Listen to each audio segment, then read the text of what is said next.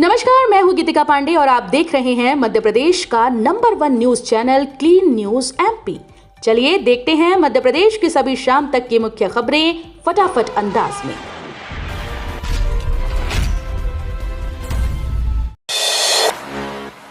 लंबी वायरस को लेकर सीएम शिवराज ने पशुपालकों को सतर्क किया, दिया अहम संदेश।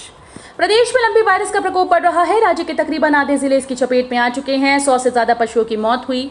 इसे लेकर प्रदेश सरकार भी अलर्ट मोड पर है। गुरुवार को सीएम शिवराज सिंह चौहान ने प्रदेश के पशुपालकों और गौपालकों को संबोधित किया।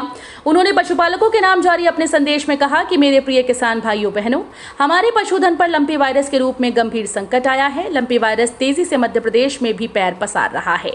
हमारा कर्तव्य है कि उन्हें हम इस संकट से निकालने के लिए भरपूर प्रयास करें। इन प्रयासों में आप अकेले नहीं है। नक्सलियों से मुक्त हुए मध्य प्रदेश, बिहार और झारखंड राज्य। बिहार, झारखंड और मध्य प्रदेश नक्सल समस्या से मुक्त हो चुके हैं और अगले 1 साल में छत्तीसगढ़ भी इस समस्या से मुक्त हो जाएगा।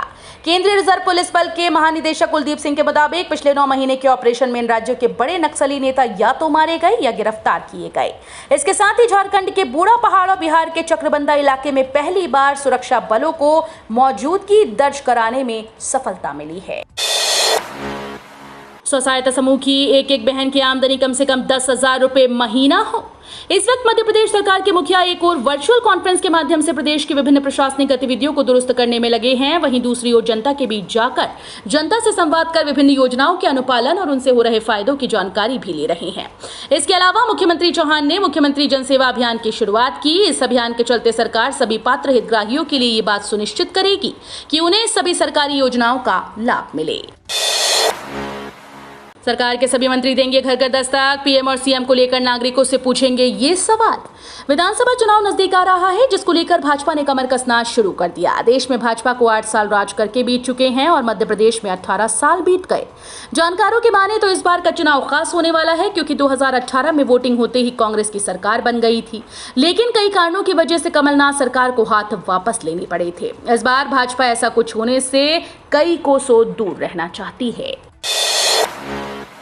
भोपाल गैस कांड मामले में केंद्र सरकार को नोटिस। एमपी हाईकोर्ट ने मांगा इन विषयों पर जवाब। भोपाल में हुई गैस त्रासदी को कौन नहीं जानता। दुनिया के सबसे बड़े बायो डिजास्टर में इसकी गिनती की जाए तो बड़ी बात नहीं होगी, लेकिन क्या आप जानते हैं कि 35 साल बीतने के बाद भी भोपाल गैस त्रासदी का मलबा आज भी वहीं पड़ा है, जो कि लगभग 340 टन रासायनिक कचरा है, जिस पर जबलपुर हाईकोर्ट ने केंद्र सरकार से उचित कदम उठाने के लिए कहा था, लेकिन आज तक उसमें कोई कार्रवाई नहीं की गई। टोल फ्री हुई सड़कें, अब केवल व्यावसायिक वाहन चालकों को देना होगा टैक्स। मध्य प्रदेश में आम वाहन चालकों के लिए अच्छी खबर है। प्रदेश की 5 प्रमुख सड़कों को आम जनता के लिए टोल फ्री किया गया। अब यहां केवल व्यावसायिक वाहन चालकों को ही टोल देना होगा। क्रमशः अब तक 13 सड़कों को इसी मोड पर संचालित इन सड़कों पर व्यावसायिक वाहनों से प्रतिदिन 7 से 8 लाख रुपए का टोल कलेक्शन हो रहा है। क्रमशः अब तक 13 सड़कों को इसी मोड पर संचालित किया गया है। इससे न तो सरकार पर निर्माण का बोझ आ रहा है और न ही यहां से गुजरने पर जनता को टैक्स देना पड़ रहा है। 28 और 29 सितंबर को रद्द रहेंगी कुछ ट्रेन। भोपाल रेलवे ने एक बार फिर से यात्रियों की मुसीबत बढ़ा दी है। रेलवे ने एक बड़ी ट्रेन की कई ट्रिप निरस्त कर दी हैं। अधिकारियों के अनुसार रानी कमलापति संतरागाछी रानी कमलापति साप्ताहिक एक्सप्रेस ट्रेन को निरस्त किया गया। भोपाल से बीना की तर्ज पर जल्द ही कई अन्य शहरों के बीच मेमू ट्रेन चलाई जा सकती है। इधर रेलवे ने 26 सितंबर से शुरू हो रहे शारदीय नवरात्र की तैयारी की है। रेलवे ने व्रत की थाली ट्रेन में उपलब्ध करवाने का फैसला लिया है।